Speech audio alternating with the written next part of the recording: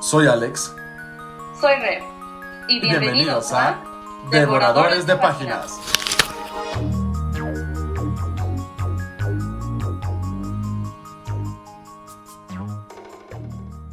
¿Qué onda, devoradores? ¿Cómo están? Nosotros aquí súper emocionados de tenerlos de vuelta en esta sección que ustedes ya conocen y adoran, llamada Hora de Devorar. Para aquellos que nos escuchan por primera vez, esta sección se trata de explicar cualquier libro que ustedes nos han sugerido en nuestra página oficial de Instagram, @devoradoresdepáginas, en donde hacemos un resumen lo más completo posible y sobre todo lo más fácil de devorar. No se les vaya a olvidar, mis devoradores, participar en las encuestas que hacemos todos los días lunes por la tarde para elegir el próximo libro que deseen que les expliquemos. Porque recuerden, el próximo ganador podría ser cualquiera de ustedes.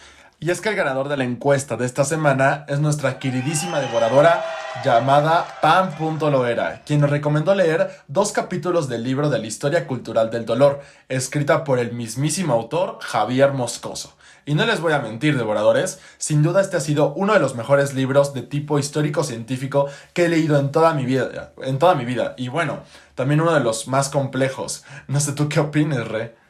Sí, concuerdo contigo, Alex, pero no hay de qué preocuparse. O sea, no hay nada que los devoradores de páginas no podamos devorar. Tienes toda la verdad, pero bueno, sin más preámbulo, comencemos. El primer capítulo del que se hablará se llama Representaciones, en donde mi queridísima amiga se los explicará. Te dejo la palabra, Re. Gracias, Alex. Bueno, yo les platicaré un poco de las representaciones del dolor físico a través de la observación de gestos, actitudes y expresiones personales.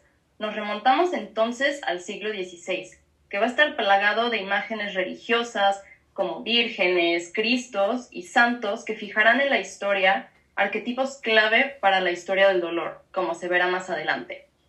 Primero, vamos con una de las pinturas sobre la Virgen Mártir, Marina, dibujada por el maestro de Palanquinos. Retrata una leyenda sobre los deseos intensos que sentía el prefecto de Marina por ella, y cómo, al rechazarlos, éste ordena que sea castigada. Se le latiga e infligen muchísimos dolores físicos, pero Marina se somete sin cambiar la expresión tranquila de su rostro. Incluso sus heridas se regeneran con cada latigazo, ya que en la época la desfiguración del rostro era considerada como una bajeza moral. La hermosura de la Virgen quedó intacta al no depender de su cuerpo, sino de la fortaleza de su espíritu. Oye, Re, ¿y solo habían representaciones del dolor estrictamente femeninas? Y es que debido a que en esa época había una gran importancia de la virginidad, ¿cierto? Pues de hecho tenemos el reverso masculino con Jorge de Capadocia, quien fue sometido a castigos por el rey Daciano al no renunciar al cristianismo. Y lo interesante es que en ambos casos se fija un patrón clave. Vemos cómo el uso del dolor para el siglo era una vía para la evangelización, la moral y la santidad. La victoria de la fe religiosa sobre la carne, básicamente. Además de que las escenas son un ritual de paso, porque una vez atravesada esa frontera de desarraigo, de dolor, los santos quedan en un lugar entre lo profano y lo sagrado, donde lo muerto y vivo conviven. ¡Wow! Y eso es muy interesante, ¿no? Porque creo que así pasaron a ser iconografías que trascendieron el tiempo. Claro, vemos la prueba en la hagiografía y ámbito teatral que describe Moscoso, con cada espectáculo simulando la historia de los santos, como el Corpus Christi en la Catedral de Toledo, se reafirma el carácter pedagógico de la violencia del arte. La vida maestra de los santos se rememora a través de la experiencia ritual compartida por los espectadores y actores. Y además de esto, Re, ¿qué más permite ver la relación entre el dolor y el teatro moderno? Creo que lo que menciona Moscoso es clave. Nos damos cuenta de que en esa crueldad teatral hay una conexión entre la experiencia estética, la moral y el desvelamiento de la verdad que profesaban los mártires y santos. Y supongo que hay un rasgo bélico muy interesante en esas representaciones que describes, pero ¿hay algún caso más explícito que lo retrate? Sí, están las representaciones de las guerras religiosas de la Europa renacentista, católica y protestante, que autores como Richard Rowlands retratarían. Lo especial es que se busca aquí la pura conmoción al recordar las injusticias sufridas por la comunidad religiosa, con el fin de resaltar su inocencia y ver en su dolor una lucha eterna frente a los males del mundo. Pero es importante notar que estos dolores humanos se miden a partir de la escala que proporciona el dolor de Cristo. Nuestros dolores no son nada comparados con lo que Él tuvo que sufrir para salvarnos. La crucifixión supone un modelo icónico sobre el sufrimiento colectivo durante la modernidad, al igual que el padecimiento físico. Y además del dolor de Cristo, ¿este padecimiento no se traslada incluso a los intereses anatómicos del siglo? Sí, con la cultura de la disección europea, aunque no se desliga del todo de la religión, pues el conocimiento depende ahora de otro tipo de revelación, la de los secretos de la naturaleza. En cuadros como Degollamiento del sátiro Marcias, colgado y cortado con herramientas médicas, es un ejemplo de cómo, entre más expuesto esté el interior del cuerpo y los signos de su dolor, menos identidad personal se le confiere al sujeto. Para que este recorrido quede más claro, creo que encontrar la unidad ayudaría. En estas representaciones, el dolor se da a conocer de manera reiterativa y en su grado máximo, además de inscribirse en un contexto imaginario con elementos visuales y narrativos que sostendrán lo más importante para el siglo. Mediante el dolor se alienta el recuerdo, fe, compasión, pasión y conocimiento por los íconos religiosos y míticos que constituirán la moral ideal en la humanidad del siglo XVI. Qué interesante capítulo, Re. Así es, Alex. Pero bueno, te doy la palabra para que les expliques a nuestros devoradores el siguiente capítulo que, si no mal recuerdo, se llama Adecuación, ¿cierto? Estás en lo correcto, Re. Pero bueno, para empezar, es necesario remontarnos en el siglo XIX, justo en la época de la Revolución Industrial, en donde el periodo fue conocido por la búsqueda del orden y el progreso. Y aquí fue en donde surgió el comercio, debido a las nuevas formas de socializar basadas en el consumo. Esto ocasionó un padecimiento físico y psicológico en la sociedad. Tanto las mujeres como los hombres y los animales vivieron una renovación de los usos lesivos de su cuerpo, ligados a problemas coloniales, a las nuevas condiciones de trabajo e incluso a los desarrollos tecnológicos de la medicina y la ciencia. Y fue en este punto en donde Javier Moscoso se preguntó de qué sufría la gente en el siglo XIX. Pues es más que obvia la respuesta, ¿no? De amor, sino de qué. Ay, Re, ahora sí me hiciste reír. Creo que sufrir de amor es desde tiempos inmemorables hasta la actualidad, pero en particular esa no es la respuesta. Moscoso se percató de varios factores por los cuales la gente sufría. En primera instancia, hay que entender que el siglo anterior estuvo marcado desde sus inicios por sucesos de extraordinaria violencia física. Por lo tanto, las guerras ocuparon un lugar destacado en la historia del dolor. Y aquí también se puede añadir el suicidio y el asesinato.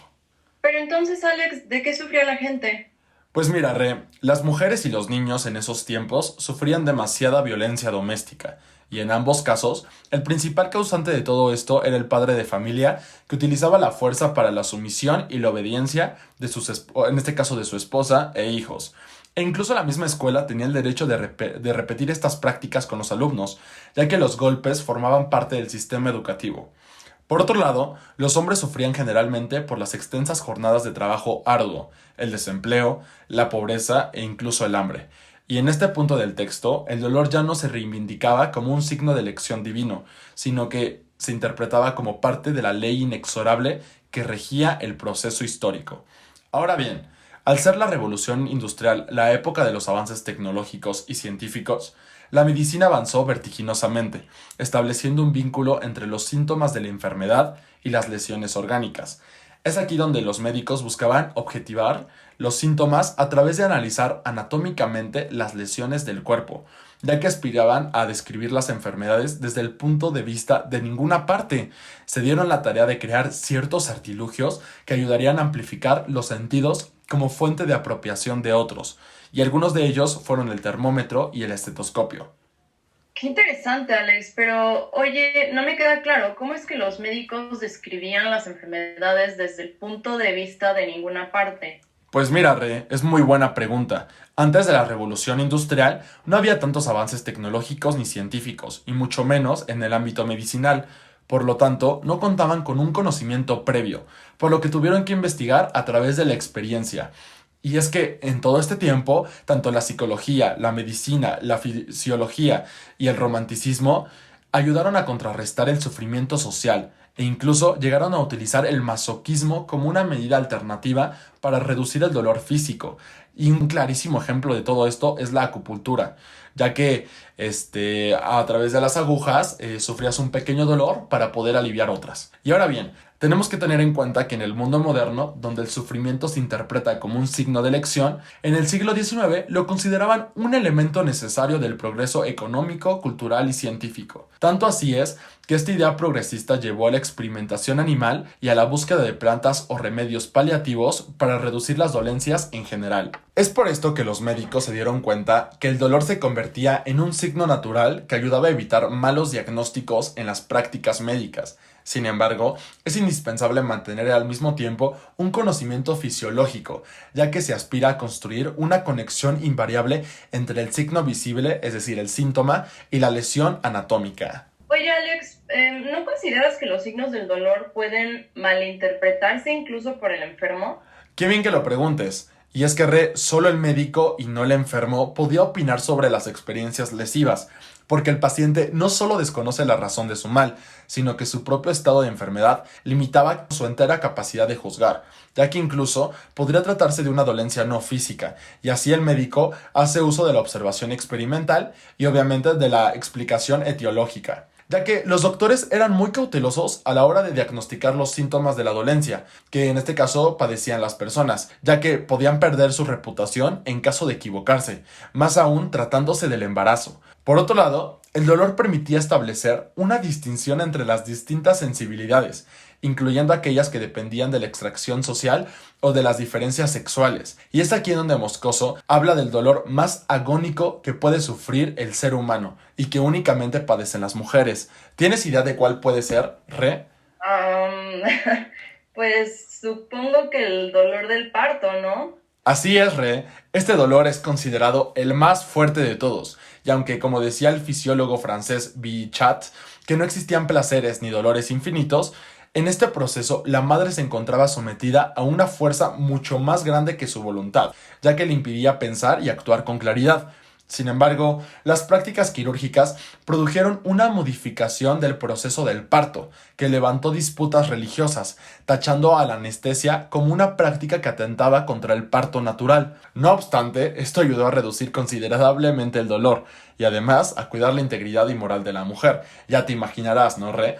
Pero bueno, por último, Gustave Theodore fue el responsable de crear una ley empírica que ayudaba a medir el dolor de forma numérica, donde la intensidad de la percepción de una sensación era proporcional al estímulo que la provocaba. Y es que así estableció una unidad que denominó diferencia apenas perceptible, llamada DAP, definida como el umbral diferencial que separa dos sensaciones. Y es que el conjunto de cada dos DAPs recibe el nombre de DOL. Bueno, y es que esto es casi todo sobre el capítulo. No sé qué te pareció, Re. Me pareció súper interesante y estoy segura de que a los devoradores también. ¡Qué felicidad! Pero bueno, antes de irnos, tenemos que entender ciertas cosas, ¿no es así? Claro que sí, Alex. Y bueno, ahora es el momento de las conclusiones.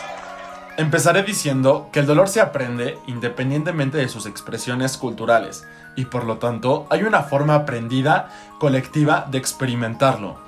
Las formas que expusimos son algunos de los ejemplos históricos que han permitido acotar la experiencia del daño y las respuestas que tenemos ante ella. Lo importante es que, aunque algunas prácticas y valores ya no las reconozcamos como propias actualmente, siguen incluyendo las representaciones de nuestro dolor, porque hemos heredado un marco. Además, el dolor es un proceso comunicativo que ha formado a la comunidad de su historia. Con el tiempo hemos podido identificar a través de los signos corporales el dolor físico que sufre nuestro cuerpo, asunto por el cual hemos podido disminuir por medio de los avances científicos aplicados a la medicina. Y bueno, hasta aquí terminan las conclusiones. Esperemos que este podcast haya sido totalmente de su agrado y muchas gracias a todos los que nos escucharon y nos van a escuchar. No se olviden de darle manita arriba y seguirnos en nuestra página oficial de Instagram, @devoradoresdepáginas, donde subimos cada semana contenido de alta calidad. Gracias y hasta la próxima.